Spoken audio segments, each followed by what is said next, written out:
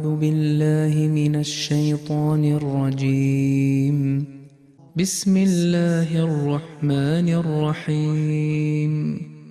والسماء والطارق وما أدراك ما الطارق النجم الثاقب إن كل نفس لما عليها حافظ فلينظر الإنسان مما خلق من ماء دافق يخرج من بين الصلب والترائب إنه على رجعه لقادر يوم تبلى السرائر فما له من قوة ولا ناصر والسماء ذات الرجع والأرض ذات الصدع إنه لقول فصل وما هو بالهزل